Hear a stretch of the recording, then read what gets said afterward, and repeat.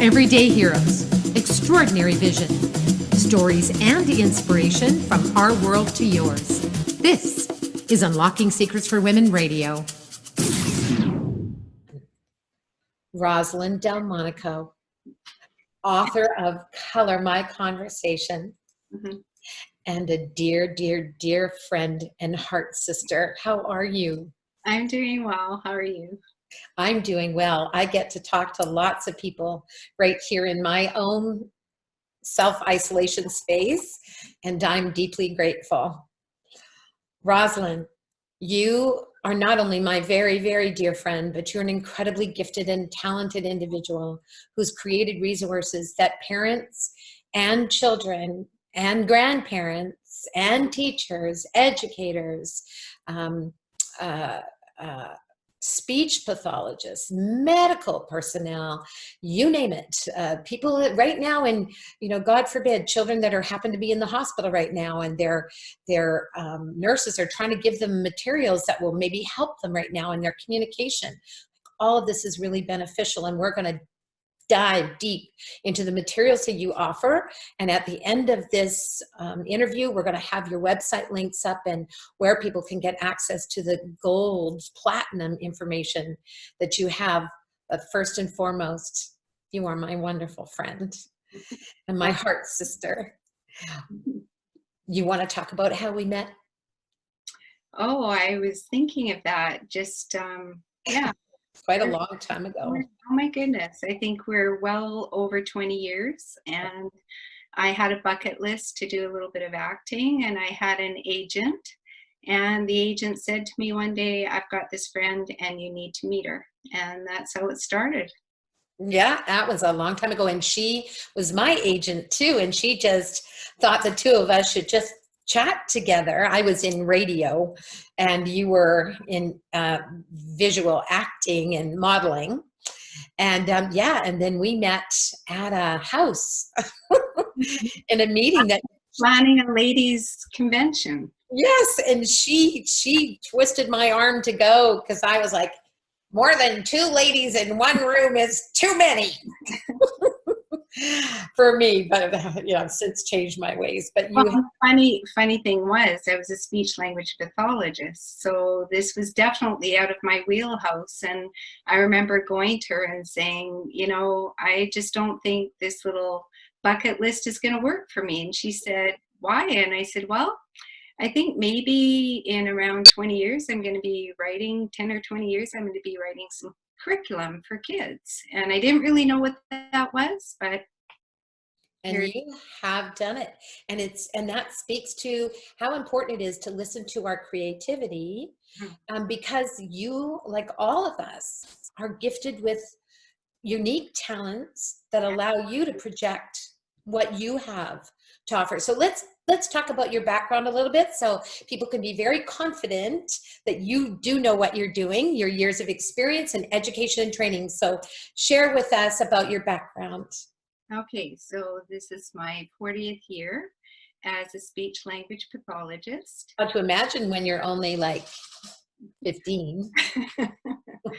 And I've worked predominantly within the school system. I retired a few years ago just because of my passion for the area of social communication. And I have a private practice. I've had that since 1991, but it's fairly small right now because I am busy writing. I'm doing edits to the manual of Color My Conversation. I'm preparing it for school curriculum, so it's going to be available. The Common Core state standards for the US will be included with it, as well as the learning outcomes for the BC curriculum. Which is incredible. And right now, more than ever, people are desperately needing resources. The world has shifted very fast, and new resources are desperately needed. So I'm really grateful. Tell me about Color My Conversation and how that came to be and where it is right now as far as how it's helping families and children. Okay. So in the 1990s, I had self-published a book called Color My Story. It was focused more on social narratives. And then it was Christmas Day 2005. I fell down a flight of stairs. I actually had a head injury. And so that was kind of an interesting practicum, being a speech language pathologist with a head injury. But I had some time off work. I had to cut back my work significantly. I was working, though, with a small group of kids with high functioning autism, what we used to call Asperger's. And the request was for social communication. So I went to the cupboard and I looked in it, and there didn't seem to be anything that I could see that could provide curriculum-based instruction that would take kids from a basic greeting to the most complicated conversation that they could have. So I went to bed that night and was thinking, what am I going to do with these kids? And then what I had developed in Color My Story, the color coding and the movement. And then I thought, music, wow, that sounds interesting. I think I'm going to give that a try. So I planned a lesson, and I got my one piece of construction paper and put hello on it, got another piece and put goodbye, picked up a ball, threw it to one of my first kids and said, hi, so-and-so, and he went, hi, and he threw it back, and instantly the group was fully engaged. They had no idea what I was going to do next. And so I just started building the lessons with this kinesthetic element, one at a time. But the moment came where I realized I was onto something. I was walking past the student and I said, hi, so-and-so. And he said, hi, Mrs. D. And then we got a few 50 paces away, and he turned around and went, Mrs. D. And I went, what? And he said, we just had a yellow conversation. And I went, okay, this is working. So from there, we worked on greetings, which is basically, I tend not to do a lot of abstract language. I want to just call things what they are. But the yellow conversation, our hellos and goodbyes, they're both Yellowstone. So that's where the yellow conversation came. And then we move on to chit chat, and then we embed topics. And then we learn how to navigate through the topics with our questions and our comments and our topic transitions. And we look at our nonverbal communication. And that builds out the basic tools for kids to be able to do a fairly complex conversation. But if you are just strictly working on the conversational, or what we might call the pragmatic piece, you're missing a huge point, because we are social, emotional creatures. And when you embed attachment-based concepts within your pragmatic lessons, then you are encompassing a much broader, the complete spectrum of social communication. And then you get the nice fruit for it. You're not just teaching the kids how to be robots, you're embedding activities to help them connect one person to another, so that they can then learn empathy. Empathy doesn't just emerge, it comes with tools that we learn. Our emotional literacy, our ability to gain another person's perspective, our ability to know what is right and what is wrong, and also to be able to imagine ourselves doing that. Those are basic roots to developing empathy, but moving beyond that, we need to practice it. We need to practice collaboration, communication with other people. And that's what allows us to grow into those altruistic, empathetic adults that we all hope that our kids can become. That is incredible. What I love about that is, as you're speaking through my limited experience compared to yours in elementary schools, you see children acting out because they don't have the language and the ability to express themselves. And whether that child is challenged with an autistic diagnosis, Asperger's, or something else in your field of expertise, or they're just frustrated children that haven't found their voice, those people become frustrated adults that use unkindness, nasty words, acting out, lashing out, because they're trying to get their needs met and don't know how to do that using the fundamental skills that you just mentioned. So tell me about what you have seen with individuals that you've begun to work with, you know, younger ones, where you've begun to help them in this pathway of communication, and what difference have you seen it make, first for them as an individual, and then in perhaps their family, and then perhaps in a bigger social environment like their school?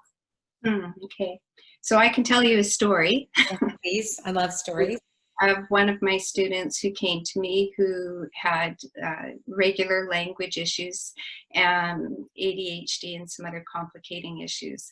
And so the primary concern for coming to see me was more for the basic kinds of areas that we might work with grammar and sentence structure, that sort of thing. But he was, so shall we say, full of energy. Yeah. And the ability to focus, make eye contact, was definitely a challenge. And I looked at this situation, and this is actually more than just one. So that we could put a number of faces to this, because I've seen this multiple times where kids just aren't ready to learn. They're not attached, they're not focused. And so I said to the mom, would you mind if we do some social communication therapy before we get to your actual goals? And fortunately, she said yes. And so we started with Color My Conversation, and we worked through the whole program. And the thing is, when you are building out those attachment-based lessons, you're creating opportunity for the eye contact, the facial expression, the body gestures, but then you also do activities to connect the kids with samesies. Because when you think about it, for example, how we develop intimacy as adults, we come into, think of your birthday. If I were to come to your birthday, Candace, you and I have an intimate relationship. I know that I can share my heart with you. I can say anything, good day, bad day, and you are there for me. If it was your birthday, I would come into proximity. I would make eye contact with you, facial expressions, body gestures, because we have that measure of intimacy. But let's say that you invited me over and said, Rosie, you've got to meet these other people. I would come into proximity with them. I would make eye contact, facial expressions, body gestures. I wouldn't do that because that would be kind of weird. But I wouldn't share my heart with these people because I don't know them. But in that interaction, if one of them said, I happen to be a speech path, all of a sudden, everyone else in the circle would go kind of gray, and there would be kind of a light over that person going, whoa, because we have a samesies.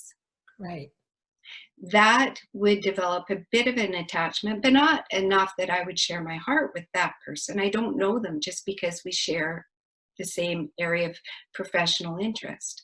But if we decided to take a course together and grab Starbucks,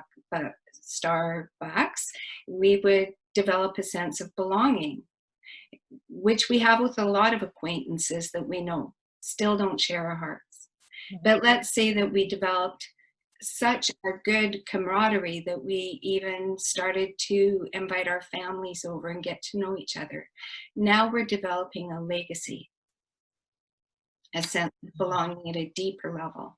And then moving beyond that, at some point, we might just think, you know, I really love that person. But we all know people that we may love, but not feel safe to share our heart. And if we are truly blessed, we have a few people in our lives that we've gone through those levels of attachment to the place that we can share our heart. Well, kids go through those same stages, or they should, within the first 6 developmental years of their life. That doesn't always happen. And then they come into the school system where it's very behaviorally driven, and there's pluses and minuses, checks and balances. There's a lot of stress. They're not deeply rooted with those attachments that they need to be able to sustain them. And then we throw them into friendships with other kids who may or may not be attached. It's not safe. Suicide is the second leading cause of death for our kids nationally, in the US as well. Depression is an all-time high. These are concerns. This is why I do what I do.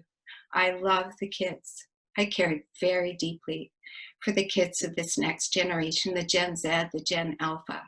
So my goal is globally to be as much of an impact, as I can be on these kids, to be, and their families, to be able to provide the social emotional tools that they need in order to be successful in life, in both their emotional competency and their social competency. It matters. Our kids need it, and it goes far beyond our kids that would typically be on my caseload, all kids, because of technology. That is a leading influencer in society in relation to the difficulties that we are having. So is technology good? Absolutely. I wouldn't be able to do this with you today. I wouldn't be able to do the work that I do as an author without it. But it should not be overriding our attachments and our relationships with our children and our grandchildren. Mhm. Yeah. That is so beautifully said, and you just paint such an incredible story of simplicity of how humans need to be able to move through those pathways to reach the ability of high functioning adults in that social emotional realm. And as we've said before, I mean, you know, a lot of the reason why relationships don't operate very well as adults is because those basic fundamental pieces are missing within the hearts of those individuals, not faulting anyone. But if we see that there's a hole somewhere, we can perhaps go back and look at it. Your tools for Color Your Conversation, in my opinion, and we'll talk about where we can get some of that information, is a fantastic opportunity, I think, for parents right now during this very difficult time to access the materials and the resources, the online materials and resources, and however the company, the publishing company, has provided for them. But I think it would be a golden opportunity for children and parents to learn this together. If a parent is going through the material with their child, they're filling some maybe missing pieces in themselves and helping facilitate conversation. What do you think about that? And did you ever imagine that this would be happening? Not originally.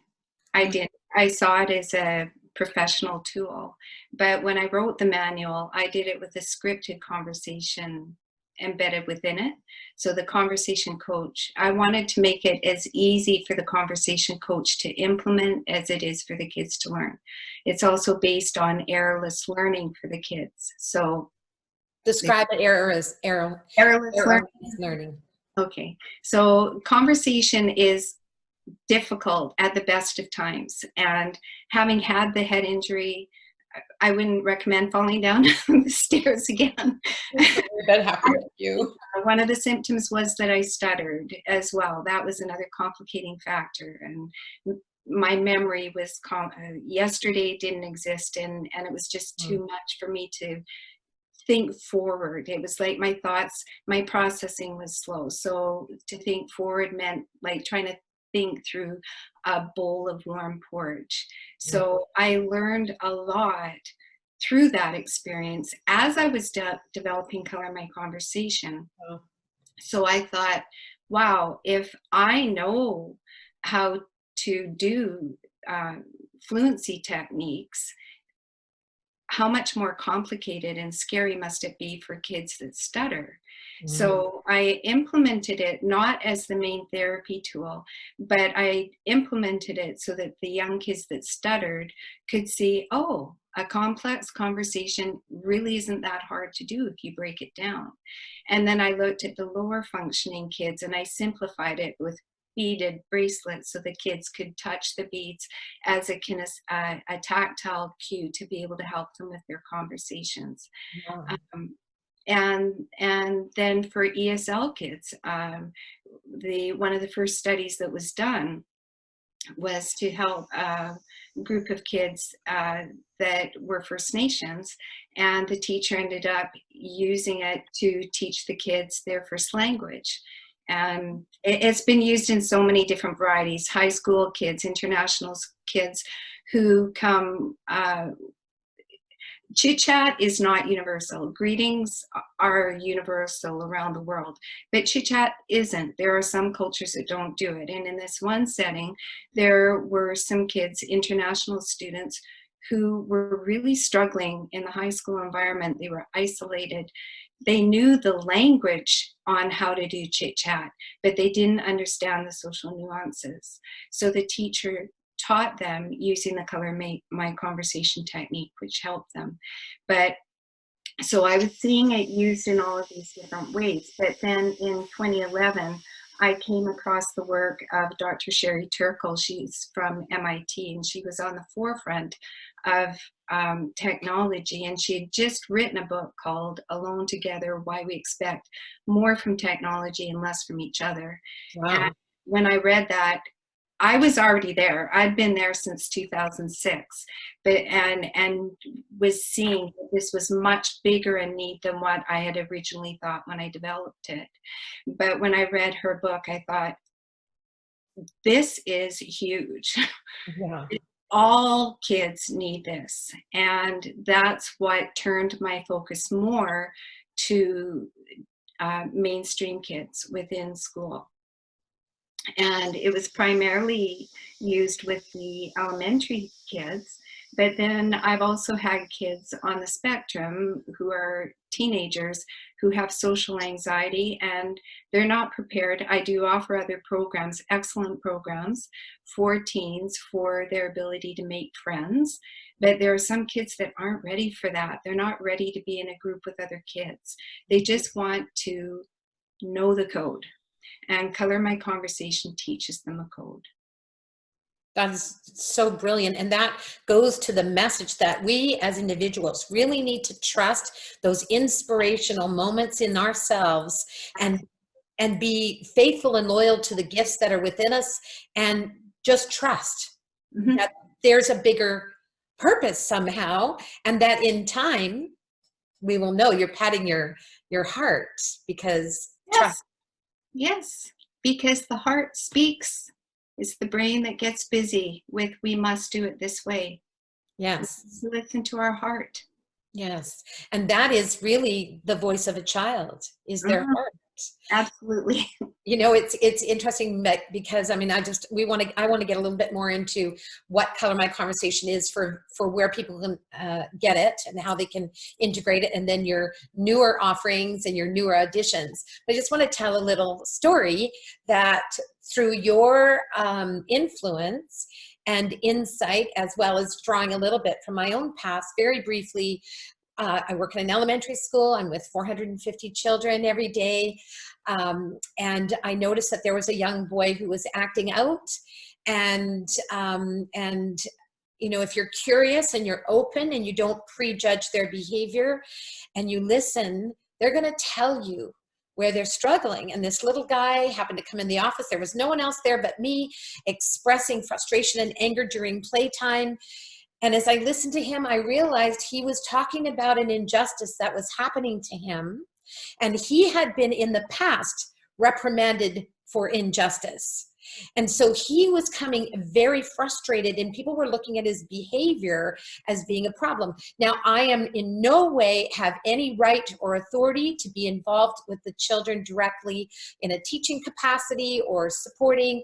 My only role at that time was first aid or you know, supporting whatever the teachers were doing. But I was alone in the office. This child was presenting some help, and right away, listening to the techniques that I have learned from you and as well as experiencing myself, I said to this young person, what's happening to you seems very upsetting.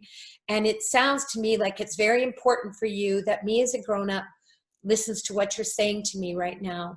Tell me what's going on. And the calm in that child was instantaneous. It was really profound to me. And as he expressed what was going on in the best way he could, I said, it sounds like you've been corrected for that behavior in the past, and now you're asking for someone to help you. And he said, yes. I said, okay, sweetheart, have a seat out there and I'll find the principal. And I remember going to the principal whom you have met in the past. She's a amazing with a big heart and listening. And I just said, you know what? This child is asking now for the advocacy that you have given to other children when he has been the perpetrator. Can you now give that to him? She's like, absolutely. That child's behavior I have been at that school now for 5 years. And in the last 3 years since that happened, I have never seen that child act out again.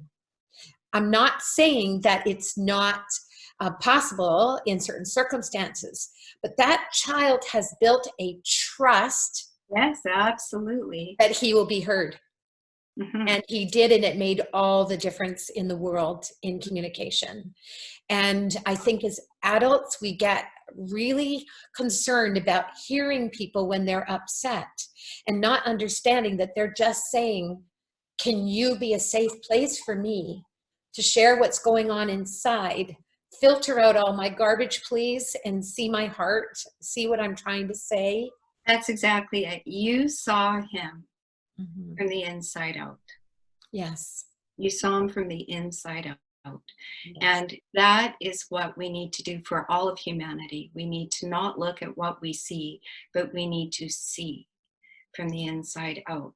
Because when we see from that perspective, we can then learn to read what the need is, and become the answer for those kids. You came into proximity, you made eye contact, you made facial expressions, your tone was encouraging, and you listened, and you accepted. And I believe with all my heart that that's going to make a difference. He's going to remember that. Absolutely. As a way that he will act in his life with his children. And that story will stay. I've had experiences like that for myself when I was a child, where those adults that took that time have stood out and made a difference in my today's. And doesn't that speak to every relationship, Rosie, whether it's marital, children? If we can just help people be heard and make them, support them in a way of looking at things in a more curiosity, instead of looking at someone we're angry with or upset or believe that has done us wrong. And maybe they have, but that's not the whole story. Nobody wakes up in the morning and says, I want to damage another person's life. They're waking up and saying, I don't know how to cope. And so they pull from the most raw resources that they have, maybe not very good ones. And if we can be facilitators of good like you have, to be willing to say, I'm going to be curious about my partner's behavior right now. I'm going to be curious about my child's behavior. I'm going to be curious about my ex's behavior. I'm going to be curious about my mom or my dad's behavior right now. And stop my boxing people in and holding them hostage to my, fears and insecurities about who I think they are, and open the door to a more loving way of embracing. We need that. And you are a facilitator of getting people to the place where they will hear the heart of another. And it doesn't mean that we have to subject ourselves to the perhaps unlearned behaviors and suffering that they're still in. But we can develop a model of empathy and leadership, even as a child can lead an adult into learning if we would just be open. I love your work. I know what you do. I have seen it. I have witnessed it. So Color My Conversation comes in a beautiful box. So you can order it online through Northern Speech, and I will have that link up. Is that material able to be purchased by ordinary, everyday people? Yes, it can be. It's been written, parents, homeschool parents, picked it up a few years ago. A variety of them did, and they used it. And because of the scripted instructions, you can literally read what you need to say as you implement it. It is fun. It's engaging. It's kinesthetic. There are songs embedded, instructional songs embedded with it. And so the whole family can do it together. And that's often how the homeschool parents were using it. They started off with their child, but then they just saw it as an opportunity to bring everybody together. So they're all learning. And I've been a speech therapist for 40 years, and I've been specializing in this area since 2006. And every time I provide social communication to another person, it's impacting my life. So it's fully impacting for adults and kids to be able to remember what we used to do so naturally, which is make eye contact, come into proximity with people, realize the value of greetings, take time for chit chat, not just ask questions, but ask follow-up questions. The research shows that when we ask follow-up questions, it shows other people they like us better and they think that we care more just because we ask those follow-up questions. So when we want to work towards the heart, when you want to impact the heart, the way to impact the heart is through communication. And that's why the social piece is so important to lead us to the heart. Beautifully said. So in the box that you get at your doorstep, there is a manual. There is an online manual currently. It will be going to a hard copy with the new edition in the fall. Okay. And so there's CDs in the package? There is all the songs are online, the manual is online, the worksheets are online, but it will be going to a hard copy in the fall. In the kit, you also get, well, I pulled them just in case you wanted them. The yellow conversation. So these are like a computer pad. So they're non-skid. We have our conversation starters, which are hellos and our goodbyes. You just hold that up for a second. So these look like stones, and they're colored stones. Yeah, you're walking the conversation path. So we have our hellos, our conversation starters, which are, what's our first question that we ask after we say hello? We say hello. How are you? Exactly. So we would put our conversation starters on this stone. That's the errorless learning, coming back because I didn't answer that. Errorless learning means you want to make it simple. You just provide the answers. And if the kids read, then you'll write the words or write the phrases on it. If they're non-readers, you can do a stick person or a question mark. So you're saying the parents take like a felt pen or a marker? A marker. Yeah. And is it washable? Does it wash off if they use a permanent marker? Nope. No, you can't. You have to have a specific marker. Right. It comes with a marker in it. Okay. So for chit chat, you would have your conversation stoppers. That's, well, I better get going, or it's been nice talking to you. And then you go to your goodbye. But that is greetings and chit chat, simply explained. If you're doing a longer conversation, that's where you put your topics in the middle.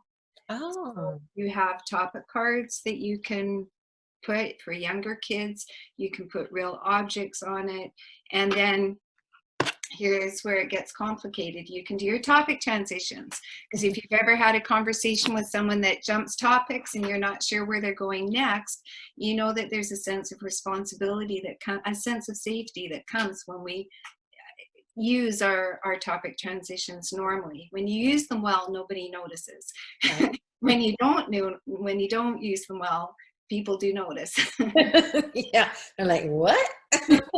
Where are we going in this conversation? Yeah, and then it also works on what I didn't finish saying, just at the as it moves through teaching the kids how to have a fairly complex conversation, then it moves even deeper because it teaches them what we might call theory of mind, or understanding that you have thoughts that are different than my thoughts, and you have stories that I might not have, and how am I going to access those stories? That's what the advanced level does. And then it teaches the kids specific conversations like how to receive a compliment at the end. It also works on character and leadership development. So it's got a very broad reach, covering the whole social communication spectrum, but it's primarily focused on what we call the pragmatic piece. which is a very doable thing for parents. So people that are listening and they're saying, okay, we are now professional homeschoolers, even though we didn't choose that, or you've got daycares or, grandparents watching kids. Well, people are, trying to sort out the situation, whatever is going on in your individual world, no matter where you are, this is something that they can do that's fun.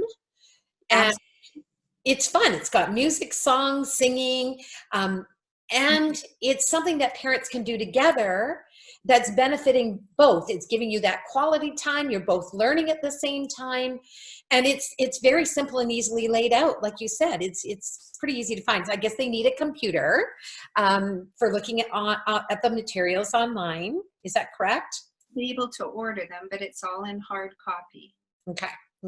From the online resources. The product is all hard copy.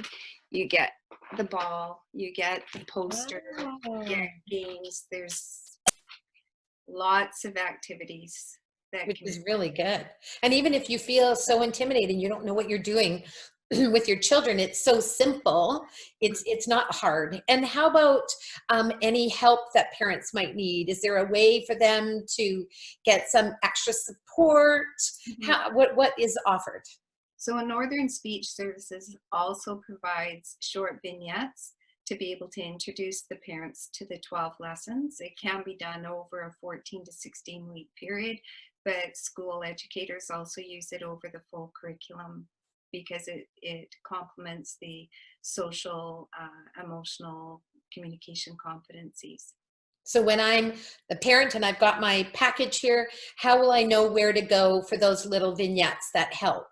Northern Speech Services. So it'll all be displayed, tell you where to go, how to find it. I can give you the site. Yeah, well, we can do that at the end. We can put that as part of the closing at the end of our interview today. And now getting down to real life, you are a mother and a grandmother. I am. And you have a very new grandbaby.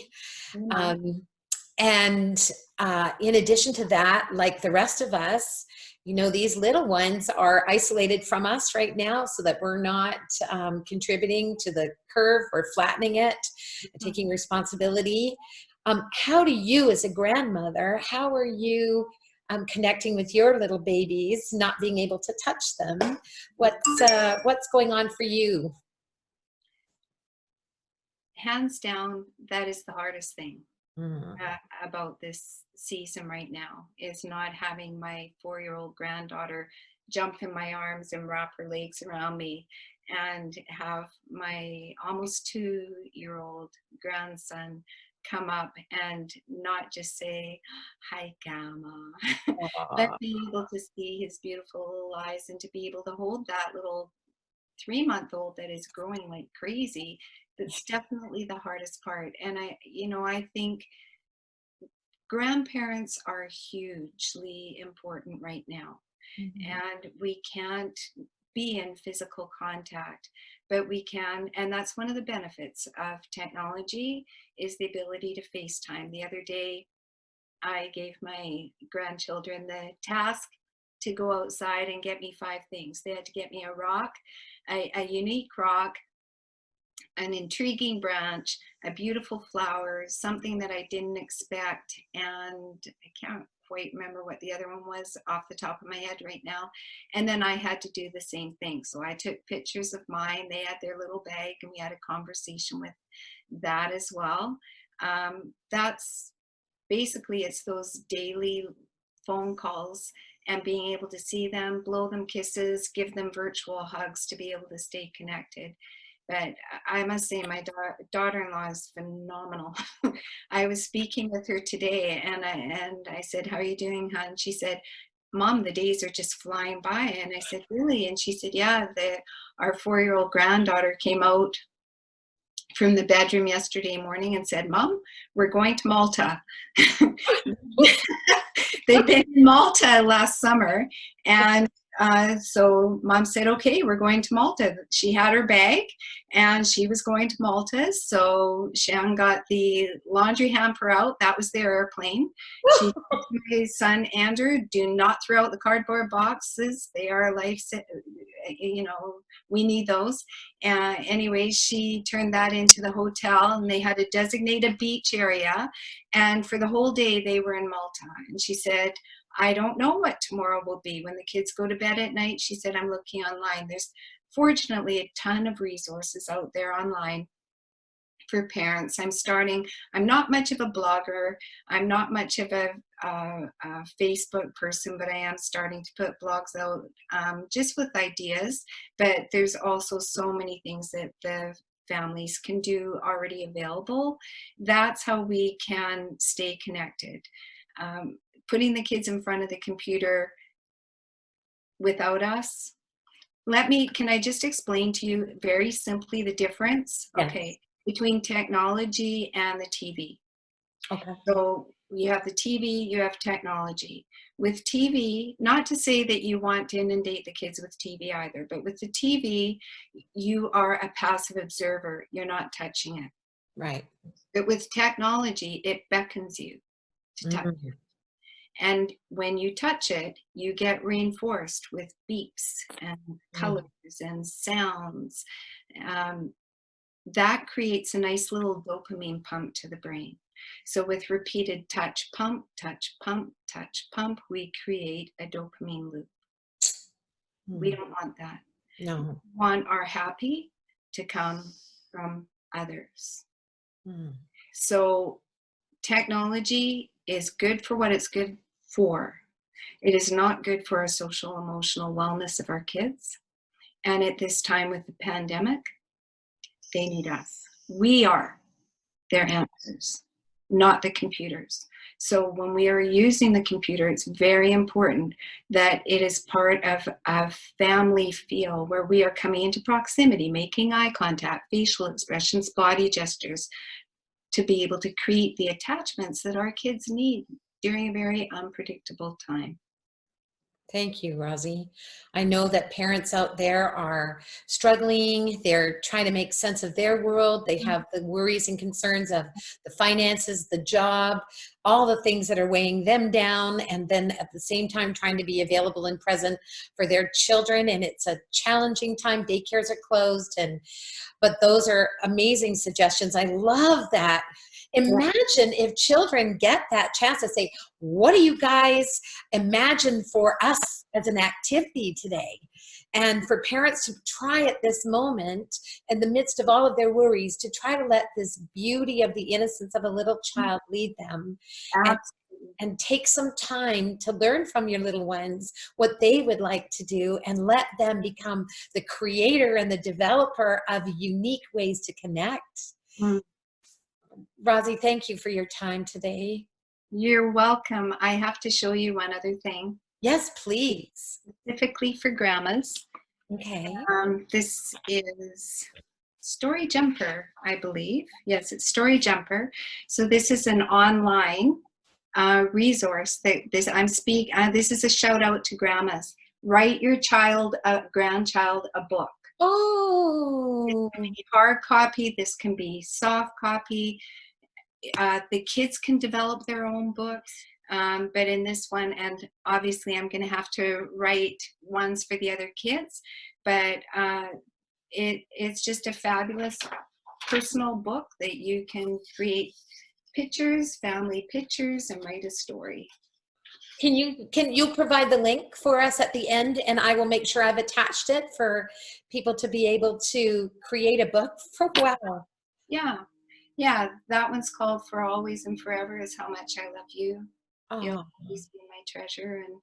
And but there's so many other, there's Book Baby is another one out there that you can do books, but this is a shout out for grandparents to realize, and they already know it because grandbabies are so dear to our hearts, but to think outside of the box, to listen to their heart.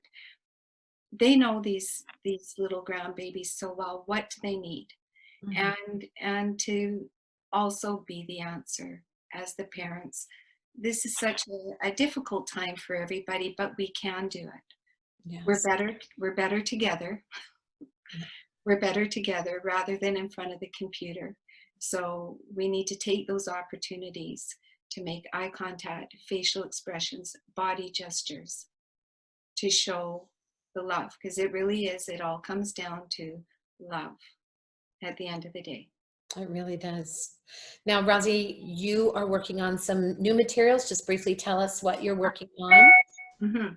So Color My Conversation is going through manual edit, and I'm providing more material in it.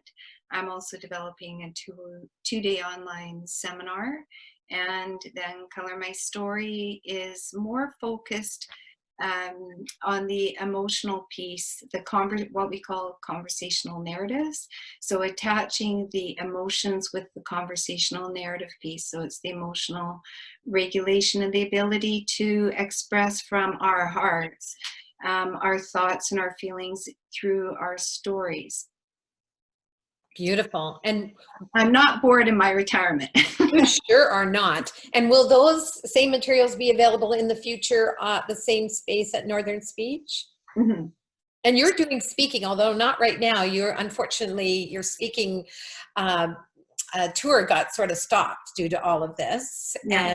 And but you are speaking, and I'm sure that people can see at Northern Speech. Do they show where your dates are speaking? Where do you have that available? Right now, my dates are, you can see where I've been. Right now, we're not sure. There are future speaking dates, but nothing posted right now because we don't know how long this is going to last. And how are you personally, what is your personal philosophy? If you can just give us a beautiful nutshell into how you personally are coping with this change. How do you emotionally support yourself during this time?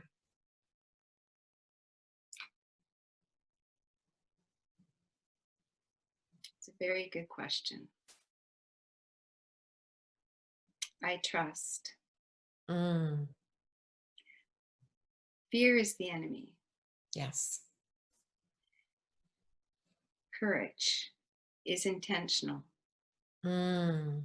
Beautiful. Our thought patterns, the heart will go where the mind leads. Wow. We have complete control with what we choose to think. Mm-hmm. I choose to be thankful. I'm here today. I have today. I've got my grandkids. I've got my beautiful children and their spouses. I've got an amazing husband. I'm thankful for what I've got. And I don't take tomorrow for granted. I enjoy. The joy is in today. And I leave tomorrow for another set. Do I have hope? Yes. Hope is in the tomorrow. But life is in the moment. Life is in today. Beautiful. Every interview that I've done, it is a theme running through. It's a message we need to hear. Mm-hmm. It will help calm the deepest fears by being present in that moment. Mm-hmm. Rosie, I love you. You're a dear heart sister. Thank you for doing this with me. And I really believe that we can give parents and others that are listening hope and joy and resources in a unique way. Thank you for the gifts that you have and are offering to the world. I know you deeply. I love you. I have deep respect for you. We miss you guys. We can't wait till we could come out and share your beautiful deck outside when the summer shines on the top of that gorgeous mountain you live at. And Jim and I love you and Dave very much. And we look forward to seeing you again. Thank you. Me too. Love you, honey. I love you too. Bye-bye.